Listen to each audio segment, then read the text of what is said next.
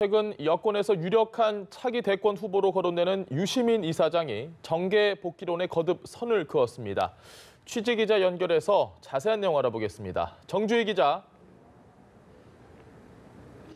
네, 유시민 노무현재단 이사장은 오늘 팟캐스트 방송 고칠레오를 통해 일각에서 제기되는 정계 복귀설에 선을 그었습니다.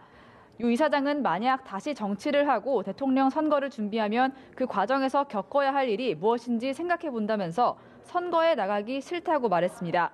특히 대통령이라는 국가의 강제 권력을 움직여서 사람들의 삶에 영향을 미치는 무거운 책임을 맡고 싶지 않다고 강조했습니다.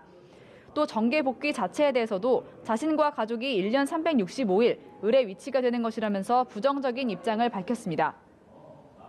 네, 그리고 야당이 신재민 전 사무관의 폭로와 관련해서 청문회 개최를 요구하고 있는데 여야 원내대표가 새해 첫 회동을 했습니다. 여기서 논의가 됐습니까?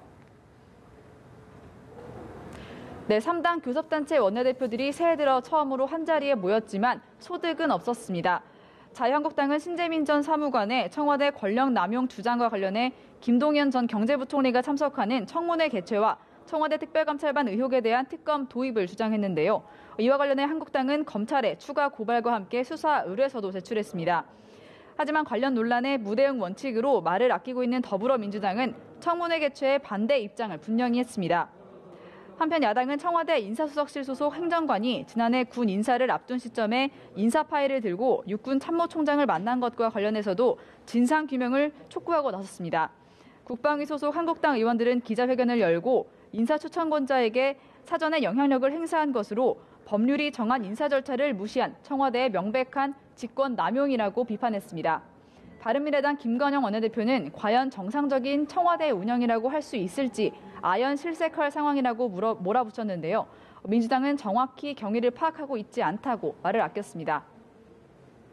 네, 정주희 기자. 여야 지도부가 새해를 맞아 일제히 민생 경제 행보를 확대하고 있다고요. 네, 여야 5당 대표는 오늘 소상공인연합회 신년화례에 이례적으로 총출동했습니다. 민생 안정과 경제 활력이 올해 최우선 과제임을 거듭 강조하고 있는 더불어민주당 이해찬 대표는 소상공인 지원을 위한 소상공인 기본법 처리를 강조했습니다.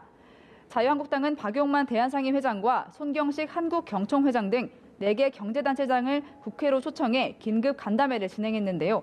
박용만 회장은 모두 발언에서 요즘 경제 상황이 쉽지 않은데 곳곳에 대립과 갈등이 상존하고 있어 안타까운 마음이라면서 규제 제도 같은 것을 바꿔서 기업의 자발적인 성장을 유도하고 기업들이 뛸 수 있게 하는 것이 가장 중요하다고 밝혔습니다.